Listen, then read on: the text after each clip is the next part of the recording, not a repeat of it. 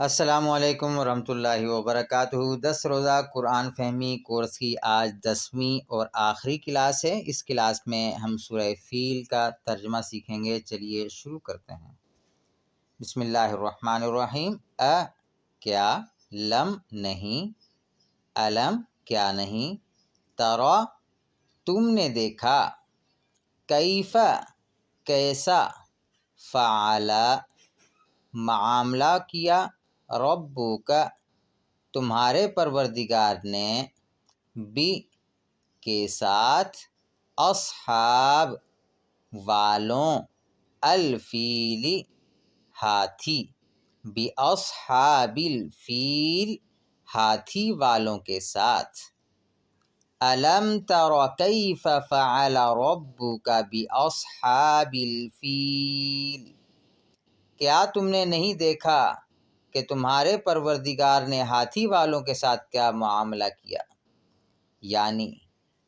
ابرہہ کا لشکر جو کعبۃ اللہ کو ڈھانے کے لیے ہاتھیوں پر سوار ہو کر آیا تھا، ان کا انجام کیا ہوا؟ کیا آپ نے نہیں دیکھا؟ کیا، لم نہیں، یجعل کر دیا یا یجعل کر دیں، الم یجعل کیا نہیں کر دی، کید چالیں، ہم ان کی، کید ہم ان کی چالیں یا ان کی تدبیریں، فی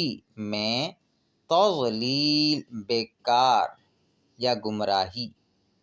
فی تضلیل بیکار،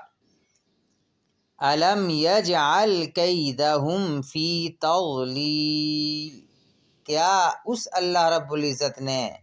ان لوگوں کی یعنی ابرہہ اور اس کے لشکر کی ساری چالیں بیکار نہیں کر دی تھیں؟ اور ارسلہ چھوڑ دیے تھے اس نے یعنی اللہ رب العزت نے چھوڑ دیے تھے، علی اوپر یا پر، ہم ان کے، علیہم ان کے اوپر یا ان پر، طیرن پرندے، ابابیل غول در غول، وَأَرْسَلَ عَلَيْهِمْ طَيْرًا أَبَابِيل،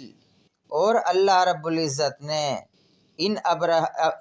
اس ابرہہ کے لشکر پر غول کے غول پرندے چھوڑ دیے تھے۔ یہاں ایک بات اچھی طرح سمجھ لیں کہ یہاں پر آیت کے اندر ابابیل کا لفظ آیا ہے۔ ہمارے اردو زبان میں بھی ابابیل کا ایک لفظ استعمال ہوتا ہے جو کہ ایک پرندہ ہے جو بہت بلندیوں پر اڑتا ہے، چڑیا سے چھوٹا پرندہ ہوتا ہے، اور ہم اس پرندے کو ابابیل کہتے ہیں، وہ بہت بلندی پر اڑتا ہے۔ تو گویا ہم اگر یہ سمجھیں کہ یعنی اللہ رب العزت نے اس پرندے کو بھیجا تھا جو کہ ہمارے یہاں پایا جاتا ہے، تو یہ بات درست نہیں ہے، بلکہ ابابیل کہتے ہیں پرندوں کا جھنڈ، پرندوں کا غول، بہت سارے پرندے اب کٹھے، آپ نے دیکھا ہوگا شام کے وقت جب پرندے اپنے گھروں کو جاتے ہیں تو وہ ان کا بہت بڑا ایک جم گھٹا ہوتا ہے، تو اس قسم کے بہت سارے پرندے جمع ہو جائیں تو اس کو ہم عربی میں ابابیل کہتے ہیں۔ اس عربی کے ابابیل سے یہ ہمارا اردو والا ابابیل پرندہ یہ مراد نہیں ہے، بلکہ یہاں پر ابابیل کا مطلب ہے غول در غول یعنی پرندوں کا جھنڈ۔ ترمی جو پھینک رہے تھے یعنی وہ پرندے پھینک رہے تھے، ہم ترمیہم